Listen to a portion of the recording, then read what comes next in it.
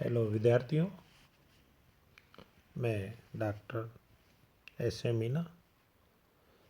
आज का जो अध्ययन टॉपिक है वह है जू जियोग्राफिकल रीजन्स, अर्थात प्राणी भौगोलिक प्रदेश या प्राणियों का भौगोलिक वितरण। सर्वप्रथम स्केल्टर ने 1857 में प्राणियों के वितरण के आधार पर भूमंडल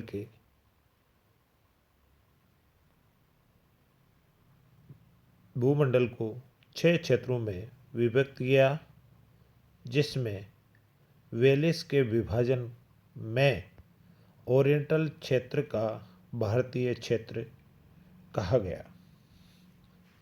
मरे ने 1866 में स्तनधारियों के वितरण के आधार पर प्राणियों को 4 क्षेत्रों में विभाजित किया, जिनमें से पहली आर्कटिक क्षेत्र या रीजन, इंडो अफ्रीकन क्षेत्र, ऑस्ट्रेलियन क्षेत्र और अमेरिकन क्षेत्र। A.R. वेलिस ने 1876 में आधुनिक मान्यता के अनुसार सभी वर्टिब्रेट्स प्राणियों के आधार पर, जिनमें पक्षी व मैमल्स मुख्य आधार था,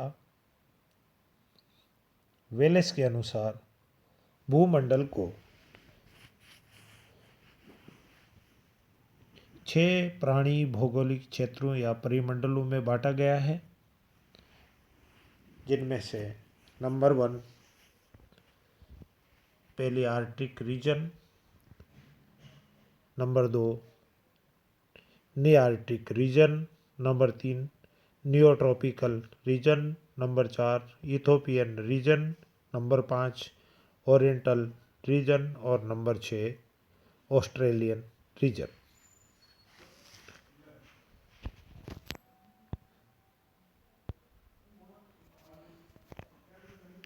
डॉर्लिंगटन ने 1957 में वेलिस के अनुसार प्राणियों को भौगोलिक वितरण को 6 क्षेत्रों में बांटकर आधुनिक मान्यता मिली, जिसमें मरे के अनुसार स्तनियों को मुख्य आधार बताया गया। अब बात करते हैं पहले आर्कटिक परिमंडल, इथोपियन परिमंडल, ओरिएंटल परिमंडल, ऑस्ट्रेलियन परिमंडल, नियार्कटिक परिमंडल और नियोट्रॉपिक परिमंडल क्या तुलनात्मक अध्ययन। नंबर 1 जो कैरेक्टर अपन लेंगे वो होगा वह विस्तार क्षेत्र। तो पहली आर्कटिक क्षेत्र या परिमंडल का विस्तार क्षेत्र यह परिमंडल सबसे बड़ा परिमंडल, जिसमें यूरो एशिया का अधिकांश भाग शामिल होता है। इसमें यूरोप, चीन, जापान, अफ्रीका, उत्तरी सहारा, मंचूरिया, मेडिटेरियन, अफगानिस्तान, बलूचिस्तान आदि शामिल होता है। इथोपियन परिमंडल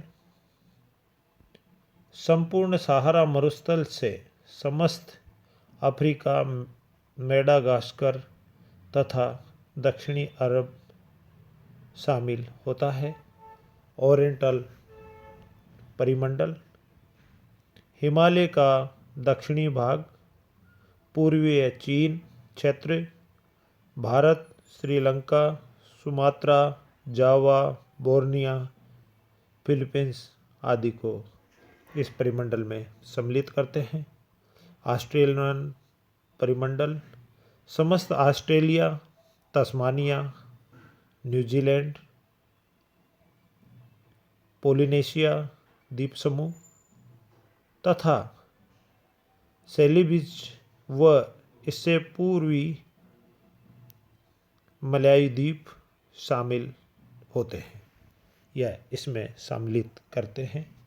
नी आर्कटिक परिमंडल उत्तरी अमेरिका व संपूर्ण ग्रीनलैंड, एलुसियन द्वीप समूह तथा मैक्सिको के पठार की दक्षिणी सीमा इस परिमंडल में सम्मिलित की जाती है। नियोट्रॉपिक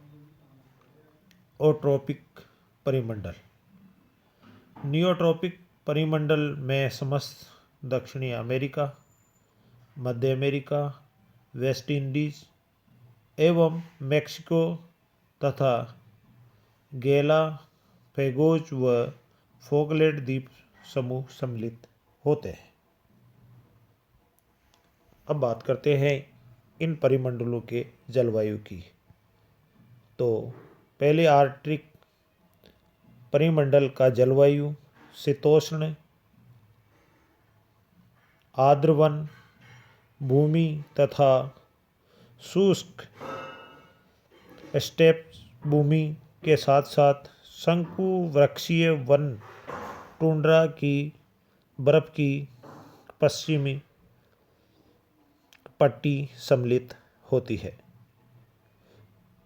जलवायु में विविधताओं के कारण वनस्पति एवं प्राणी जात दोनों में ही विविधताएं काफ़ी मिलती है। वर्षा एवं तापक्रम दोनों में ही विविधता की सीमा काफ़ी ऊंचाई में है। टुंड्रा की बर्फीली स्थानों से एशिया के मरुस्थलीय स्थान सम्मिलित होते हैं। इथोपियन परिमंडल का जलवायु उष्णकटिबंधीय सदाबहार वन व हरे भरे घास के मैदान पाए जाते हैं। इसका दक्षिणी भाग शीतोष्ण कटिबंधीय है, जहाँ पर विविध वनस्पति का पाई जाती है।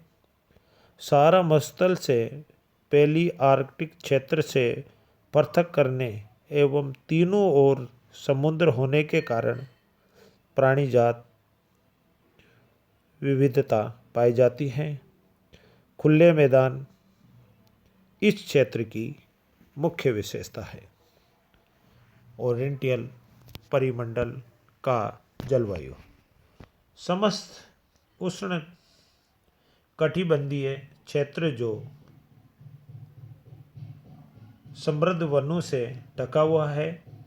श्रीलंका का नम जलवायु होने के कारण वनस्पति अत्यधिक वर्षा पूर्वी उत्तरी भाग में अधिक व दक्षिणी पश्चिमी भाग में कम होने के कारण जीवों में विविधता काफ़ी अधिक है। ऑस्ट्रेलियन परिमंडल का जलवायु उत्तरी ऑस्ट्रेलियन व न्यू गिनी उष्णकटिबंधीय क्षेत्र के बीच आने के कारण तापक्रम अधिक दक्षिणी ऑस्ट्रेलिया भाग में शीतोष्ण कटिबंध हो जाता है तथा बीच का भाग गर्म परंतु शुष्क होता है। इसका अधिकांश भाग वर्षा वनों से ढका रहता है। न्यूजीलैंड में घने वन पाए जाते हैं। ऑस्ट्रेलिया, न्यू गिनी एवं न्यूजीलैंड की विशेष जलवायु के कारण प्राणी वर्ग में विशेषता पाई जाती हैं जो अन्य परिमंडलों से अलग है। नी आर्कटिक परिमंडल का जलवायु जलवायु में विविधता। उत्तरी ध्रुवीय भाग शीतोष्ण, जहाँ विशाल वन, प्रेरीज, घास के मैदान पाए जाते हैं।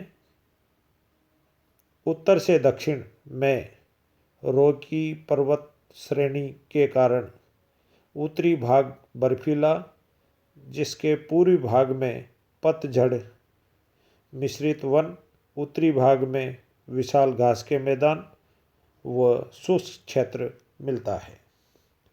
नियोट्रॉपिक परिमंडल का जलवायु। अधिकतर भाग उष्णकटिबंधीय तथा दक्षिणी भाग शीतोष्ण, जिसमें घने घास के मैदान।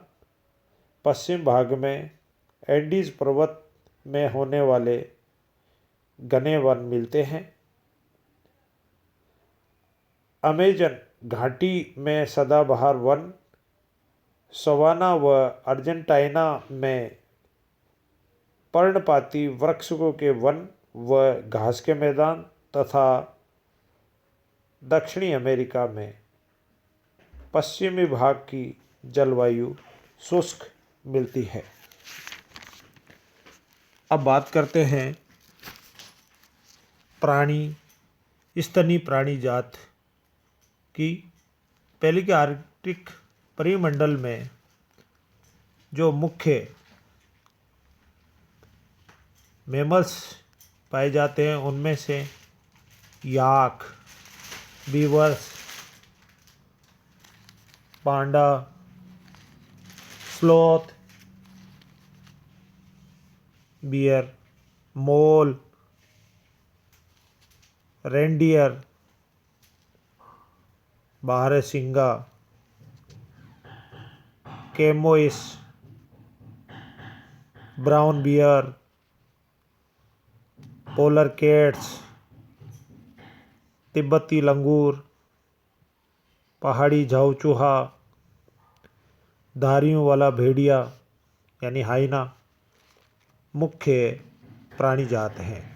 इथोपियन परिमंडल में पाए जाने वाले मुख्य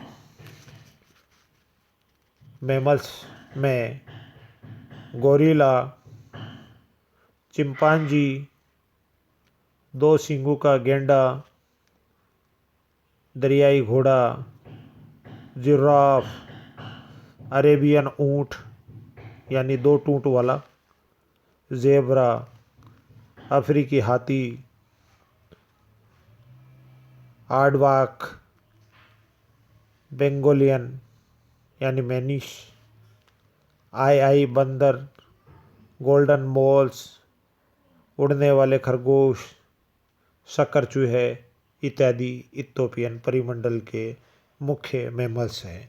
ओरिएंटल परिमंडल के मैमल्स गिब्बन्स, ओरंगुटान्स, उड़ने वाले लिम्बर, लोरिस, मलाया तापीर, टार्सियस, एक सींग का गेंडा, टाइगर, भारतीय हाथी, नीलगाई, चार सींग वाला हिरण, कांटेदार चूहा, प्रोबोसिस बंदर, मलाई बेजर, भारतीय सिंह, रिसस मंकी और भारतीय ऊंट मुख्य है। ऑस्ट्रेलियन परिमंडल में मुख्य मैमल्स में मैक्रोपस यानी kangaroo, marsupial moles, duckbill, platypus, echidna, Tasmania भेड़िया, वोम्बैट, फेलेंजर, पैरामिल्स इत्यादि। नियार्कटिक परिमंडल के मुख्य mammals American bison, beaver, pocket gopher, ध्रुवीय भालू, पॉकेट चूहे यानी मस्क चूहा, अमेरिकन बेजर, लंबी टांगों वाले चमगादड़, कैनेडियन शेही, अमेरिकन शेयर, या पहाड़ी शेर, पर्वतीय बकरा, कूदने वाला चूहा, रेंडियर इत्यादि इनके मुख्य मैमल्स हैं। नियोट्रॉफिक परिमंडल के मैमल्स, इनमें से मुख्य है स्पाइडर मंकी, रक्त चूसने वाला बेट्स, अमेरिकन ओपोसम, महान चींटीखोर, 3 अंगूठे वाला वृक्षवासी स्लोथ, अमेरिकन तापिर, आर्मेडिल्लो, सोरेक्स, सोलिनोडॉन, नाक वाला चमगादड़, लामा इत्यादि इनके मुख्य मैमल्स हैं। Thank you.